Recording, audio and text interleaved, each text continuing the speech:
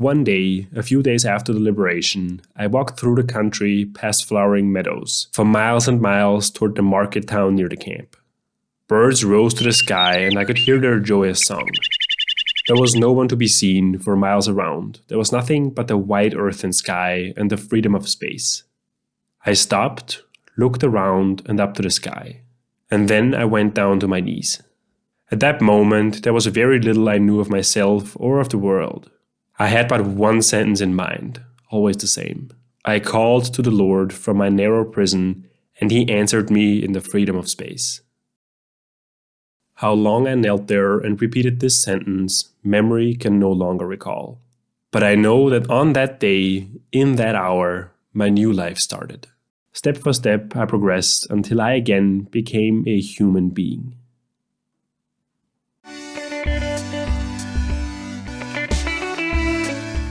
We now come to the third stage, the psychology of the prisoner after his liberation. But before we talk about this, Frankl wants to address a frequently asked question. He wants to talk about the psychological makeup of the camp guards. How is it possible that men of flesh and blood could treat others as so many prisoners say they have been treated? How could this cruelty even happen? Frankl has a few points here. First, among the guards, there were some sadists. Sadists in the purest clinical sense. Second, these sadists were always selected when a really severe detachment of guards was needed. There was great joy at our worksite when we had permission to warm ourselves for a few minutes, after hours of work in the bitter frost, in front of a little stove. But there were always some foremen who found great pleasure in taking this comfort from us. How clearly their faces reflected this pleasure when they not only forbade us to stand there, but turned over the stove and dumped its lovely fire into the snow. When the SS took a dislike to a person, there was always some special man in their ranks known to have a passion for and to be highly specialized in sadistic torture, to whom the unfortunate prisoner was sent. Third, the feelings of the majority of the guards had been dulled by the number of years in which they had witnessed the brutal methods of the camp. These morally and mentally hardened men at least refused to take active part in the sadistic measures, but they did not prevent others from carrying them out. Fourth, it must be stated that even among the guards there were some who took pity on us. I shall only mention the commander of the camp from which I was liberated. It was found after the liberation, only the camp doctor, a prisoner himself, had known of it previously, that this man had paid no small sum of money from his own pocket in order to purchase medicines for his prisoners from the nearest market town. But the senior camp warden, a prisoner himself, was harder than any of the SS guards. He beat the prisoners at every slightest opportunity, while the camp commander, at least to my knowledge, never once lifted his hand against any of us. It is apparent that the mere knowledge that that man was either a camp guard or a prisoner tells us almost nothing. Human kindness can be found in all groups, even those which as a whole it would be easy to condemn. The boundaries between groups overlapped, and we must not try to simplify matters by saying that these men were angels and those were devils. All simplicity is a lie. We see here a perfect example of Frankl really rising above his situation as a former prisoner. Honestly, I think we would all understand if he had nothing but hatred towards anyone wearing an SS uniform. But no, he doesn't dehumanize, he differentiates. Okay, back to the liberation of the prisoners. There are obviously some dangers in going from the enormous mental pressure of being in a concentration camp to being a free person. Frankl compares this to a castle worker who leaves his diver's chamber suddenly when he's still under atmospheric pressure. This can lead to physiological damage. Just like that, a person who's been suddenly liberated can suffer from psychological damage.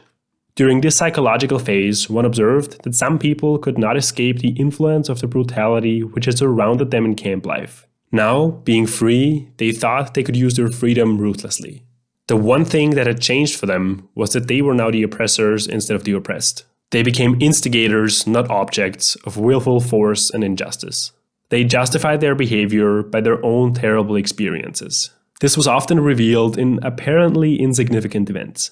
A friend was walking across the field with me toward the camp when suddenly we came to a field of green crops. Automatically, I avoided it, but he dragged me through it. I stammered something about not treading down the young crops. He became annoyed, gave me an angry look, and shouted, "You don't say! And hasn't enough been taken from us?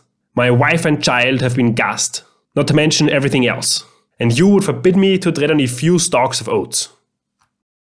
Only slowly could these men be guided back to the commonplace truth that no one has the right to do wrong, even if wrong had been done to them.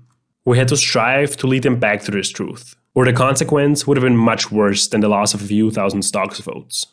I can still see the prisoner who rolled up his shirt sleeves, thrust his right hand under my nose and shouted, "May this hand be cut off if I don't stain it with blood on the day when I get home." I want to emphasize that the man who said these words was not a bad fellow. He had been the best of comrades in camp and afterwards. Apart from the moral deformity resulting from the sudden release of mental pressure, there were two other fundamental experiences which threatened to damage the character of the liberated prisoner: bitterness and disillusionment when he returned to his former life. Bitterness was caused by a number of things he came up against in his former hometown. When, on his return, a man found that in many places he was only met with a shrug of shoulders, he tended to become bitter and ask himself why he had gone through all that he had. When he heard the same phrases nearly everywhere, "We did not know about it," and "We too have suffered," then he asked himself, "Have they really nothing better to say to me?" The experience of delusionment is different. Here it was not one's fellow man, but fate himself which seemed so cruel. A man who for years had thought that he had reached the absolute limit of all possible suffering, now found that suffering has no limits, and that he could suffer still more and still more intensely. When we spoke about attempts to give a man in camp mental courage, we said that he had to be shown something to look forward to in the future. He had to be reminded that life still waited for him, that a human being still waited for his return. But after liberation, there were some men who found that no one awaited them. Woe to him who found that the person whose memory alone had given him courage in camp did not exist anymore. Woe to him who, when the day of his dreams finally came, found it is so different from all he had longed for. Perhaps he boarded a trolley, traveled out to the home which he had seen for years in his mind, and only his mind, and pressed the bell, just as he longed to do in thousands of dreams, only to find that the person who should open the door was not there, and would never be there again.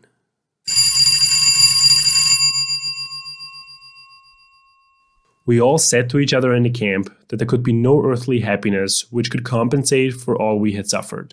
We were not hoping for happiness. It was not that which gave us courage and gave us meaning to our suffering, our sacrifices, and our dying. And yet, we were not prepared for unhappiness.